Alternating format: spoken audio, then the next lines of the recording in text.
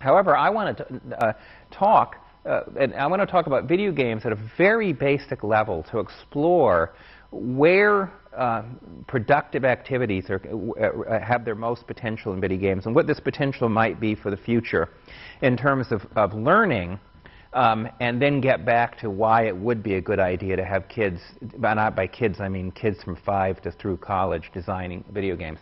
How many people here are gamers? Okay, not as Australia must be gaming less than the United States. How many people have played Tetris in their life? Well, see, so there's a lot more gamers than just raised their hand. Everybody played Tetris. All right. So look, Tetris is kind of the classic video game, right? Here it is, and loads of people have played Tetris. Tetris is a classic video game because, like all video games, all a video game is a rule system. Right? It's a rule system about movements and shapes and combinations. So in Tetris, right, the game is made up of certain rules that say that these different shapes fall in a certain configuration. There are different types of shapes, and you have to lock them into these places. And when you lock them smoothly, all that disappears, and you win if it keeps going. So at a very basic level, a video game is actually not all that interesting. Right? Because it's just a rule system that says there are certain shapes and combinations of shapes. If you're a linguist, you essentially say it's just a syntax, right? Now, you could do an interesting thing, though. It would be a stupid thing to do to Tetris, and I'll show you in a minute, because all stupid things have already been done. People have done it. But here's what you could think of doing, and of course what video games do when they go beyond Tetris, is even though that game is just shapes and combinations of shapes in a rule system, what if we assigned a meaning to each shape and a meaning to each movement of the shape, right? So let's say I said that this particular shape in Tetris is a king, and this shape down here is a queen, and if this locks into that, it means, if this moves towards that, it means that the king is proposing to the queen. And if they lock together, it means that they're married. And if they don't lock together, it means the proposal was not made, right? So essentially, what I could do, and with Tetris, it would be a stupid thing to do, because, by the way, this is what you'd get. See, people have done, they've made each shape a body in a configuration. As they go together, they lock together, and you have sex Tetris, right? It's a pretty stupid thing to do. But the point is that you could do this stupid thing. That is, assign each shape a meaning and each movement a meaning, and then what you would get is not just a syntax, you would get a semantics, right? Each movement and each shape would have a meaning, right? Now, it's a stupid thing to do to Tetris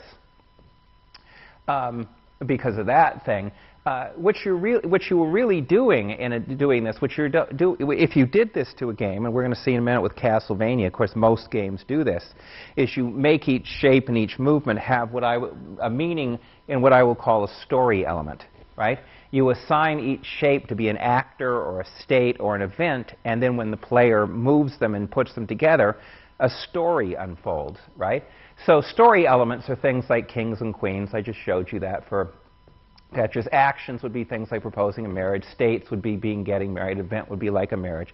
So another type of computer game is just shapes and combinations of shapes and movements that you've assigned a meaning to, right? Very basic thing. And of course, that's what games like this is from Castlevania series of games. Some of these slides are from Symphony of the Night, which is one of the best games ever made. But of course, in a game like this, it isn't like Tetris, just shapes and movements, because every object has been given a meaning, and every movement has been given a meaning. And so when I move that guy's Alucard, which is Dracula spelled backwards, right? He's half human. He's half a vampire and half a human, and he's out after to kill his father.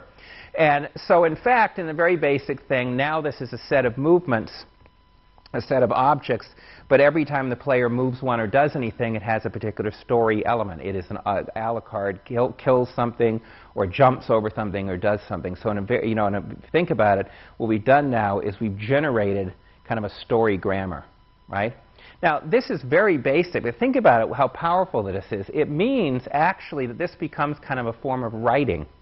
that as I do the allowable movements and combinations of movements, every one of them produces a meaning. Alucard does something, or he's, something happens.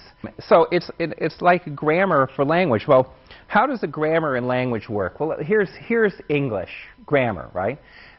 Grammar allows you, by just putting things together, certain structures together, it allows you to produce meanings. And different structures produce radically different meanings. So here's an example.